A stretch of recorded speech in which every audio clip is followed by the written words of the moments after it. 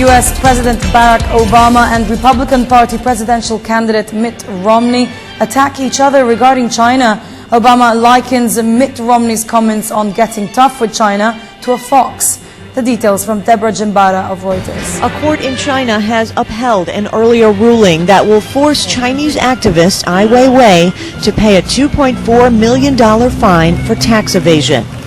A court in Beijing ruled against Ai's appeal, his second, to overturn the fine, which was lobbed at his company that produces his art and designs for tax evasion.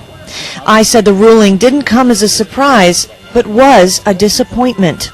People say you knew the result of this from the beginning. That's true. The result today is not the result we should have been given.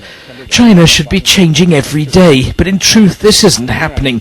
We're still living under a rotten legal system. This system can't possibly have impartiality or justice. Fellow activists say the case is an attempt to quiet Ai and his repeated criticism of the government.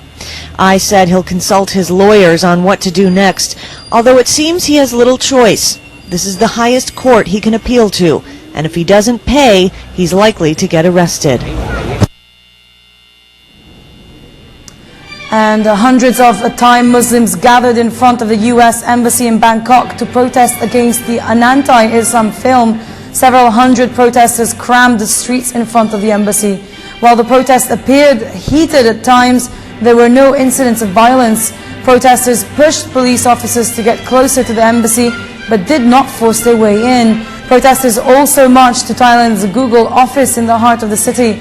A representative from Google came out to accept letters from the protesters and assured them their voices would be heard.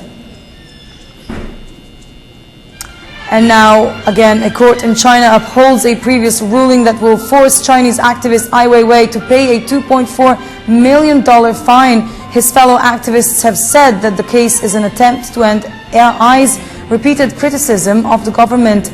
This report from Julie Nossi of Reuters. How do you win the manufacturing state of Ohio? Tell them it's the other guy who plans to send their jobs to China.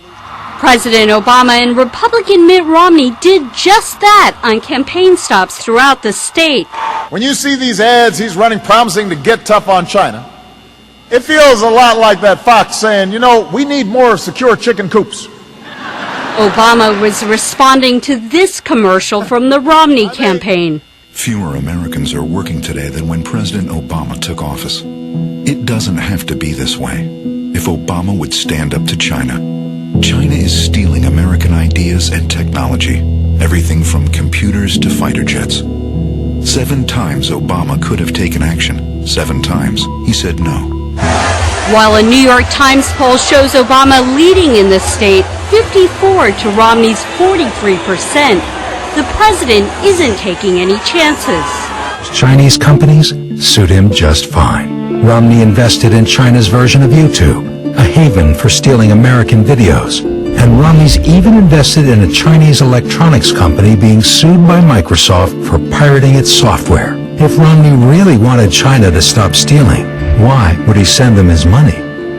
Ohio, which is politically divided, is still a bit of a question mark, but a crucial battleground state for Romney. No Republican has ever won the White House without winning Ohio. And you just saw a report on the debate between Mitt Romney and Barack Obama. Moving on, U.S. Secretary of State Hillary Clinton told Myanmar President Thein Sein that the United States would take steps to ease the U.S. ban on imports from the country. Clinton said the U.S. recognizes Myanmar's continued progress toward reform. She said the United States is taking the next step in normalizing the commercial relationship of both countries. Clinton hopes that this will provide more opportunities for the people of Myanmar to sell their goods into the U.S. market.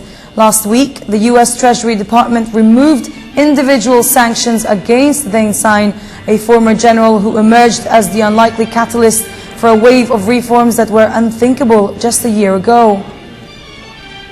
And large parts of northern England continued to be affected by flash floods on Wednesday. Thousands of homes, businesses and local transport infrastructure were partially submerged underwater. Among those areas worst affected were the northern towns of Brobridge, Newburn, Selby and Tadcaster, as well as the walled city of York. The Environment Agency said more than 300 homes have been flooded across England and Wales since Sunday. Strong winds of up to 70 miles per hour brought down trees in several locations, from the south of Scotland to the northeast of the country.